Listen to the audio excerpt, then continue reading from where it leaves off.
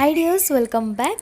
അപ്പോൾ ഇന്നത്തെ റെസിപ്പി വളരെ എളുപ്പത്തിൽ ഉണ്ടാക്കിയെടുക്കാൻ പറ്റിയ നല്ല കറുമുറയിരിക്കുന്ന ഒരു അടിപൊളി പലഹാരത്തിൻ്റെയാണ്.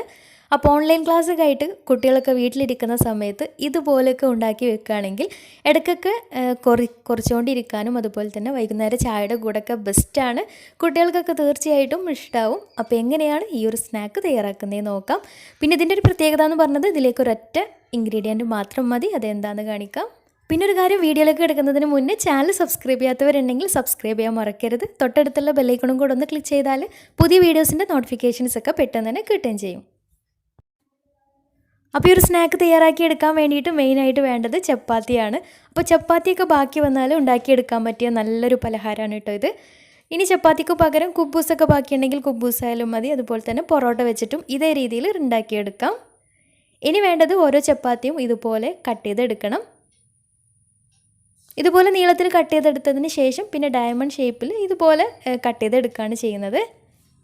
ഞാനിപ്പോൾ കുറച്ച് സ്പൈസി ആയിട്ടുള്ള പലഹാരമാണ് ഉണ്ടാക്കിയെടുക്കുന്നത്. ഇതേ രീതിയിൽ മധുരമുള്ളതും ഉണ്ടാക്കിയെടുക്കാം. അപ്പോൾ എല്ലാ ചപ്പാത്തിയും ഇതുപോലെ ചെറുതായിട്ട് കട്ട് ചെയ്തെടുത്ത് കഴിഞ്ഞാൽ ഇനി ഇതൊന്ന് ഫ്രൈ ചെയ്തെടുക്കണം. അപ്പോൾ അതിന് വേണ്ടിയിട്ട് ഒരു ചീനച്ചട്ടി സ്റ്റൗവിൽ വെച്ചിട്ടുണ്ട്. എന്നിട്ട് ഇതിലേക്ക് ഫ്രൈ ചെയ്യാൻ ആവശ്യമായിട്ടുള്ള ഓയിൽ ഒഴിച്ചു കൊടുക്കാം. ഓയിൽ നന്നായിട്ട് ചൂടായിട്ട് വന്നാൽ ഓയിൽ നന്നായിട്ട് ചൂടായതിന് ശേഷം മാത്രം ഇതിലേക്ക് നമ്മൾ കട്ട് ചെയ്ത് വെച്ചിട്ടുള്ള ചപ്പാത്തിയുടെ പീസ് കുറച്ചായിട്ട് ഇട്ടിട്ട് ഒന്ന് ഫ്രൈ ചെയ്തെടുക്കണം. ഒരു മീഡിയം ഫ്ലെയിമിലിട്ടിട്ട് ഫ്രൈ ചെയ്തെടുക്കാം. ഒരുപാട് കളറ് മാറി ബ്രൗൺ കളർ ആവാനൊന്നും നിൽക്കരുത്. ഒരുപാട് അങ്ങോട്ട് കളറ് മാറി പോകരുത്, പെട്ടെന്ന് കരിഞ്ഞു പോകട്ടോ. അപ്പോൾ ചെറുതായിട്ടൊന്ന് കളറ് മാറി ചെറുതായിട്ടൊന്ന് മൊരിഞ്ഞ് വരുന്ന സമയത്ത് എണ്ണയിൽ നിന്ന് മാറ്റാം. അപ്പോൾ എണ്ണയിൽ നിന്ന് എടുക്കുന്ന സമയത്ത് അത്ര മൊരിച്ചില്ലെങ്കിലും ഒന്ന് ചൂടാറിയിട്ട് വരുമ്പോൾ നല്ല മൊരിഞ്ഞിട്ടുള്ള നല്ല ടേസ്റ്റി ആയിട്ടുള്ള നല്ലൊരു സ്നാക്കാണ്. അപ്പോൾ കളറ് മാറി വരുന്ന സമയത്ത് തന്നെ പെട്ടെന്ന് എണ്ണയിൽ നിന്ന് എടുക്കണം. കളർ ഒരുപാട് ഡാർക്ക് ബ്രൗൺ ആവാൻ നിന്നാൽ ടേസ്റ്റ് മൊത്തത്തിൽ അങ്ങോട്ട് മാറും. അപ്പോൾ ഒരു മീഡിയം ഫ്ലെയിമിലിട്ടിട്ട് ചെയ്തെടുത്താൽ മതിയാവും. ഒരുപാട് ഹൈ ഫ്ലെയിമിലിട്ടിട്ട് ചെയ്തെടുക്കാൻ വേണ്ട. ഇതുപോലെ ബാക്കിയുള്ളതും ഫ്രൈ ചെയ്തെടുക്കാം. അപ്പോൾ എല്ലാതും ഇതുപോലെ ഫ്രൈ ചെയ്തെടുത്ത് കഴിഞ്ഞാൽ ഇങ്ങനെ ഒറ്റയ്ക്ക് കഴിക്കാനും നല്ല ടേസ്റ്റാണ്.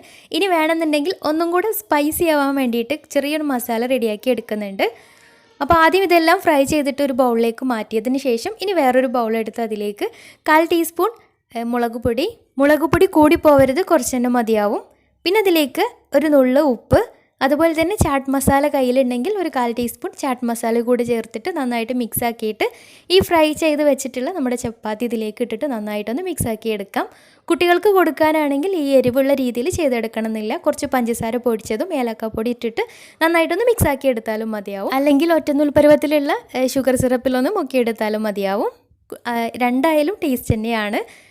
ഇനി ഇങ്ങനെ ഒറ്റയ്ക്ക് കഴിക്കാനും നല്ല ടേസ്റ്റാണ് കേട്ടോ. അപ്പോൾ തീർച്ചയായിട്ടും ട്രൈ ചെയ്ത് നോക്കാം. ചപ്പാത്തിയൊക്കെ ബാക്കി വരികയാണെങ്കിൽ ഇതുപോലെ ട്രൈ ചെയ്തിട്ട് ഒരു കുപ്പിയിലാക്കിയിട്ട് നല്ല അടപ്പുള്ള പാത്രത്തിലാക്കിയിട്ട് വെക്കുകയാണെങ്കിൽ കുറച്ച് ദിവസം കേടുകൂടാതെ നിൽക്കുകയും ചെയ്യും.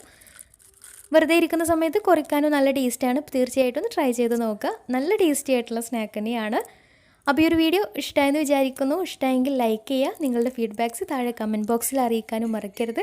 അതുപോലെ തന്നെ ഫാമിലി ഫ്രണ്ട്സിനൊക്കെ ഷെയർ ചെയ്ത് കൊടുക്കാനും മറക്കരുത്. അപ്പോൾ നല്ല അടിപൊളി വീഡിയോയുമായി വീണ്ടും വരാം.